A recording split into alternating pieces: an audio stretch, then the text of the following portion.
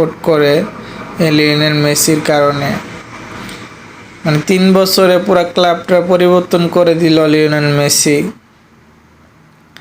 যা ফুটবল ইতিহাসে বিরল।